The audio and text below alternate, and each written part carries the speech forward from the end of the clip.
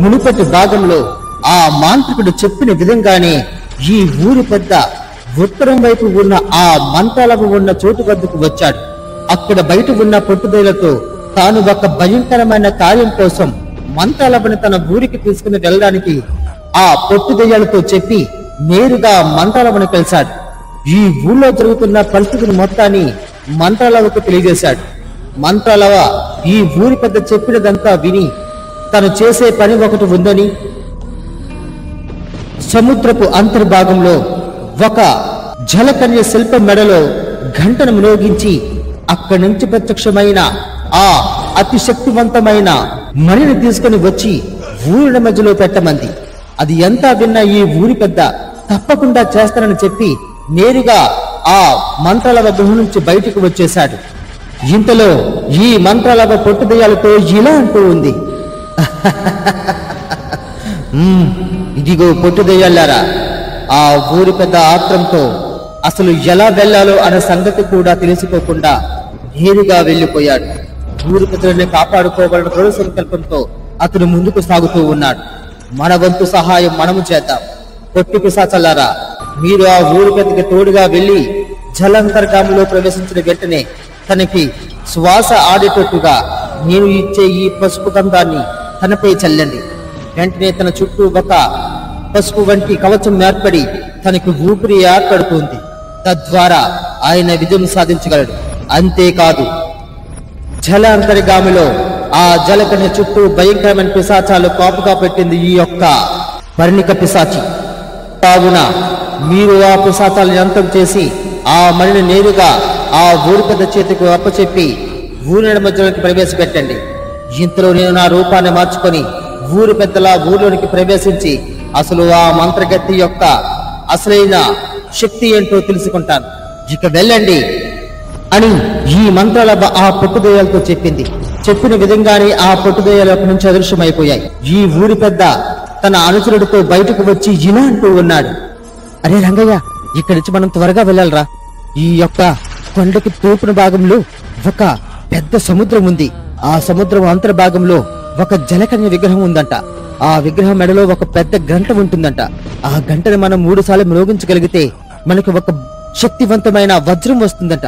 ఆ ఆయుధాన్ని తీసుకుని మనం ఊరి మధ్యలో పెడితే చాలు, ఇక ఆ పిశాచాలన్నీ అంతమవుతాయంట. త్వరగా పద, త్వరగా అని ఆ ఊరి పెద్ద తన అనుచరుడితో నేరుగా ఈ యొక్క గృహకి తూర్పు భాగంలో ఉన్న ఆ సముద్రం వద్దకు వచ్చాడు. సముద్రపు ఒడ్డున తన అనుచరుడిని ఉండమని చెప్పి తను ఉన్న ఒక చిన్న పడవపై ఈ యొక్క ఊరి పెద్ద ప్రయాణం చేసుకుంటూ సముద్రంలోనికి ప్రయాణిస్తూ ఉన్నాడు. మార్గం మధ్యలో ఈ ఊరి పెద్దకి ఒక సందేహం వచ్చింది. అరే, కంగారులను అసలు విషయం అడగడం మర్చిపోయాను. అసలు నేను జలాంతర్గామిలోకి ఎలా ప్రవేశించగలను?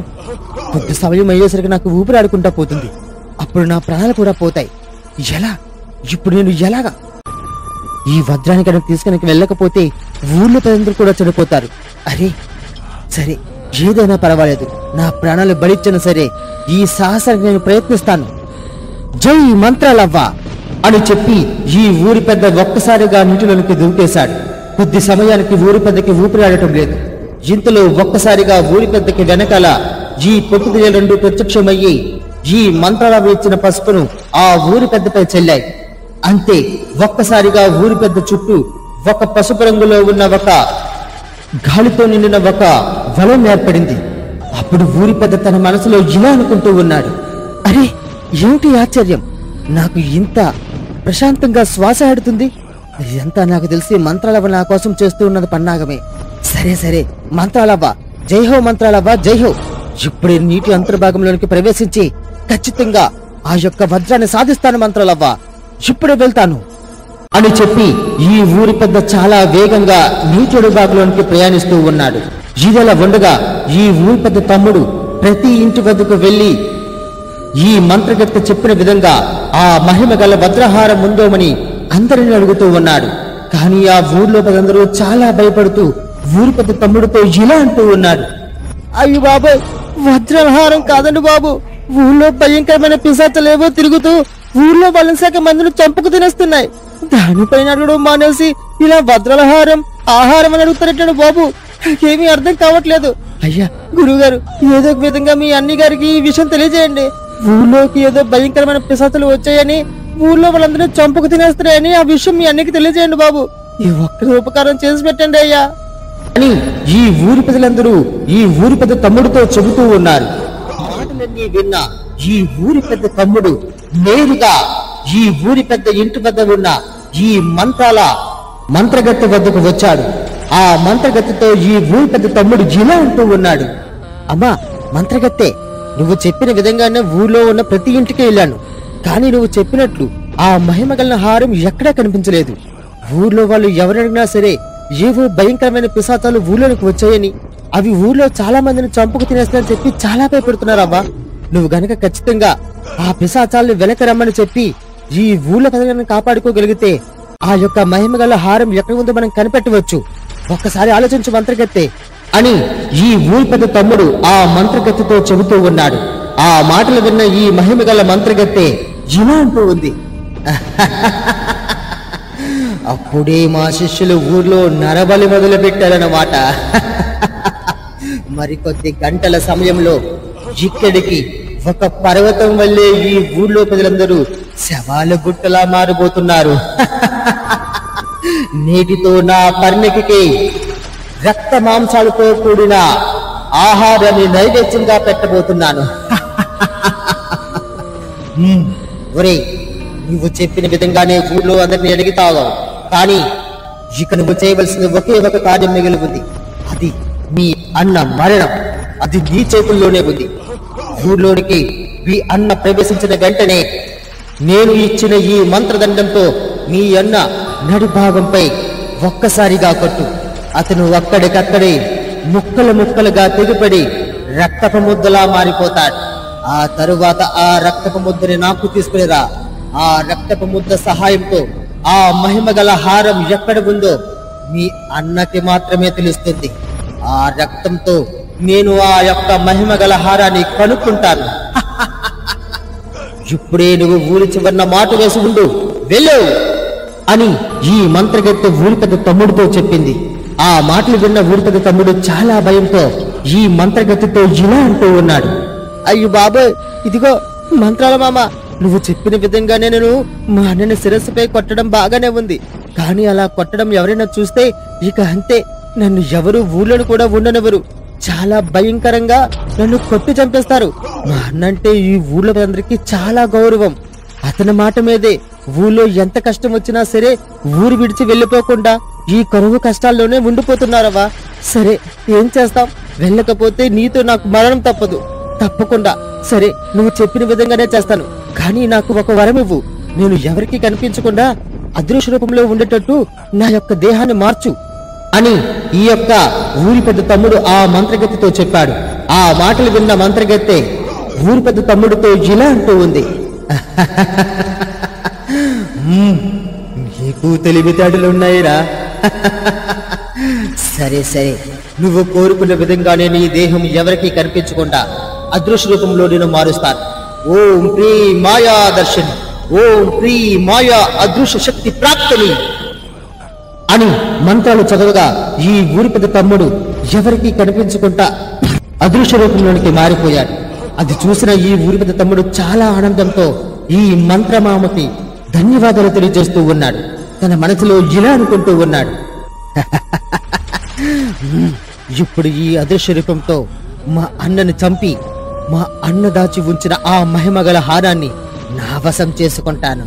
అప్పుడు ఇటువంటి మంత్రాలెవరి నా చుట్టూ తిప్పుకుంటూ నేను ఒక పెద్ద శక్తిగా మారిపోతాను. అన్న ఆస్తితో పాటు ఈ ఊరిపై పెత్తనం కూడా ఇక నాదే అని ఈ యొక్క ఊరి పెద్ద తమ్ముడు తన మనసులో అనుకుంటూ ఉన్నాడు. అది ఎంత గమనిస్తూ ఉన్న ఈ మంత్రగత్తె తన మనసులో ఇలా అనుకుంటూ ఉంది.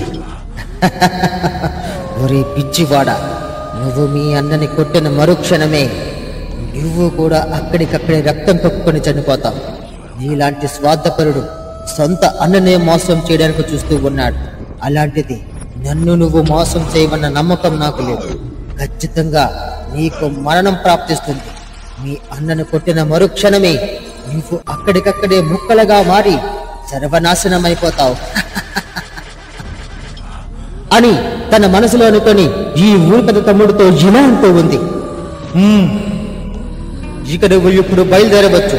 నీ రూపం ఈ ఊరి ప్రజలకి కాదు కదా, సృష్టిలో ఏ ఒక్కరికి కనిపించదు. త్వరలో నీ యొక్క ఆత్మ పరిశుద్ధమవుతుంది. వెళ్ళు, త్వరగా ఊరి చివరన వెళ్ళి ఆ అన్న కోసం ఎదురు చూస్తూ ఉండు అని ఈ మంత్రగత్తె ఊరి పెద్ద తమ్ముడితో చెప్పింది. చెప్పిన విధంగానే ఈ ఊరి పెద్ద తమ్ముడు అక్కడి నుంచి నేరుగా ఊరి చివరికి ప్రత్యక్షమయ్యాడు. ఇదిలా ఉండగా జలంతర్గామంలో ప్రయాణిస్తూ ఉన్న ఈ ఊరి పెద్దకి ఎదురుగా ఒక భయంకరమైన ఒక రూపం తన వైపుకు చాలా వేగంగా వస్తూ ఉంది. అది చూసి ఈ ఊరి పెద్ద చాలా ఆశ్చర్యపోయాడు. తను భయపడుతూ ఇలా అనుకుంటూ ఉన్నాడు, అయ్యో బాబోయ్, ఏదో భయంకరమైన రూపం నన్ను వెంటాడుకుంటూ వస్తూ ఉంది. దాని నోటిలో పడితే నేను ఖచ్చితంగా మరుస్తాను. ఎలా? ఇప్పుడు నన్ను కాపాడేది ఎవరు? ఖచ్చితంగా నాకు ఎవరొకరు సహాయం చేయాలి, లేకపోతే ఆ భయంకరమైన రూపానికి నేను ఆహారంగా మారిపోతాను. తరువాత నా గ్రామ ప్రజలందరూ అనాథలైపోతారు. ఏదో ఒక విధంగా సరే నేను ఈ యొక్క ముత్యాల హారంని సేకరించి ఆ మహిమ గల ఆ వజ్రాన్ని ఊళ్ళకి ప్రవేశపెట్టాలి. దయచేసి నాకు సహాయం చేయు మంత్రాలవ్వా. నా ఎదురుగా వస్తూ ఉన్న ఈ భయంకరమైన రూపాన్ని నువ్వే ఎదుర్కొని నాకు మార్గాన్ని చూపించు మంత్రాలవ్వా అని గట్టిగా భయపడుతూ రోదన పడుతూ ఉన్నాడు ఈ ఊరి పెద్ద. వెంటనే ఈ ఊరి పెద్ద వెనకలకి ఈ పొట్టుదయలు ప్రత్యక్షమయ్యి గట్టిగా నవ్వుతూ ఉన్నాయి. భయపడకు ఊరి పెద్దగారు, భయపడవద్దు. నీకు రక్షణగా ఉండమని మా మంత్రాలవ మమ్మల్ని నియమించింది. నీ చుట్టూ ఉన్న వలయానికి కారణం మేమే. అది మంత్రాలవ ఇచ్చిన మహిమగల పసుపు దీపం. ఆ దీపంలో ఉన్నంత వరకు మీపై ఇటువంటి దృష్టులు జన్నటికీ పని చెయ్యవు. మీరు ఇక్కడే ఉంటూ ఉండండి. ఆ భయంకరమైన రూపాన్ని మేము ముప్పు తిప్పలు పెట్టి దాన్ని సర్వనాశనం చేసి మీకు మార్గాన్ని చూపిస్తాం. ఇక్కడే ఉండండి. రావే భయంకరమైన రూపమా, ఇప్పుడు చూపిస్తాం ఈ పొట్టుదయం దెబ్బ.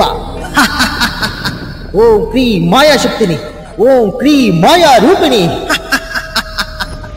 అని చెప్పి ఈ పొట్టుదయ్యాలు రెండు ఈ ఊరి పెద్దకి ఎదురుగా వస్తూ ఉన్న ఆ భయంకరమైన రూపానికి తన శక్తితో ఒక కవచాన్ని గట్టిగా ఆ యొక్క భయంకరమైన రూపానికి చుట్టి గట్టిగా లాగుతూ ఉన్నారు.